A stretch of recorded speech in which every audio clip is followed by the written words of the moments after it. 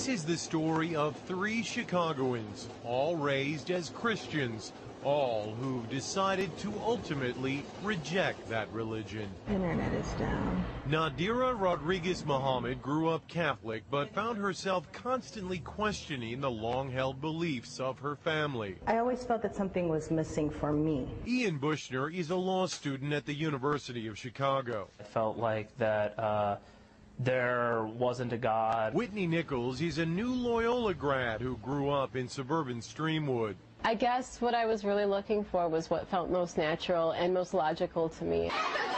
When Nadira entered high school in the mid-1990s, she became friends with a group of Muslim girls. They just had this level of contentment and a sisterhood that was, I wanted to be a part of that. Ian drifted towards the Muslim students at his high school as well. I remember defending some of my friends at school from accusations, after 9/11, and then I started reading the Quran. I said, oh, here is a form of God that I've never been presented before. After September 11, the interest actually increased. Dr. Assad Basul is professor at Chicago's Islamic American College. He says the tragedy 6 years ago initially prompted angry questions, but eventually many of the curious found answers to their own spiritual questions through Islam and converted. Sometimes, negative things bring positive things. In fact, according to a first-ever random sampling of American Muslims by the Pew Research Center, 21% of the nation's 2.4 million Muslims are converts to the faith.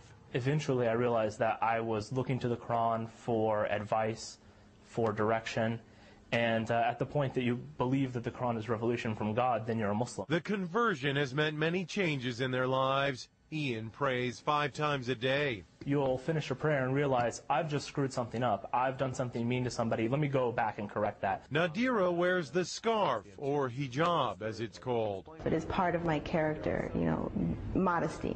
It's just part of who I am. I don't know if I'll ever be ready to wear the hijab. I've become more modest. I won't wear tank tops and I won't wear shorts. Whitney says she has had to constantly defend her new religion. My father asked me right after I converted, why do you want to be associated with these terrorists? And I'm like, this is what you see? Oh no. And we kind of have to deal with the backlash of those who have chosen to do something so horrible. But all say there is no going back. At some age, everyone must decide what they believe and live their life accordingly. I'm Mexican, I'm a female, and I chose this for myself. If you have a personal, relationship with God, whatever that may be, however that may be, then you're in a good place.